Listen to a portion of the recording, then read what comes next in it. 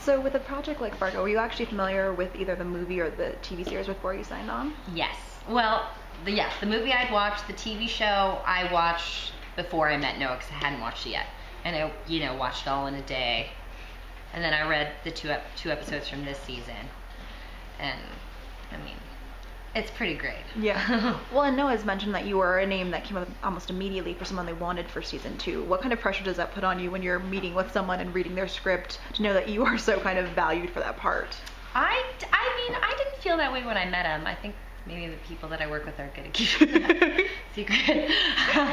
But I definitely felt, listen, I have a kinship with Minnesota. Like, I have a lot of family. My grandmother's from there, and so that world isn't foreign to me at all. And I don't know, I feel like Noah's very good at picking everyone who he's cast. Everyone's so kind, like great actors, no ego. It's a very good set, and everyone who he puts as a team is very, very good at what they're doing. And there are some really amazing female characters on Fargo. I mean, male and female, but the females are kind of very strong. They often lead the way. What can you say about Peggy? Peggy, she's living this Minnesota lifestyle where she is, set up to have children. She's married, but she knows that there's something else out there for her. And what she really dreams of is maybe to be a hairstylist in LA or something. And she knows that that's out there and that she can do it, but it's scary. And I think that she's in this world, but knows there's more and doesn't know how to get to it. And she finds this seminar called LifeSpring, and she really wants to go to that. And then Fargo happens. And she still wants to do all those things, and she's trying, but then the walls start closing in on her and Ed. Well, and she and Ed kind of had a different kind of relationship because she was with someone else who then died in the war. Yeah, which I don't know if we're ever going to see in the show, to be honest. Yeah. I don't know. They kept cutting it out of episodes. I don't think it's even in anymore.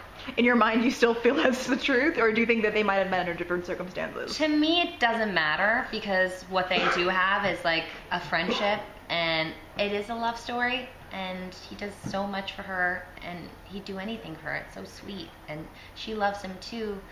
And it's a very complicated, but like I think it'll end up being a good love story, but sad. Which would make sense in the Fargo world. Do you feel that she loves him the way he is, or does she want to change him into a different kind of man to be the man that she feels she deserves?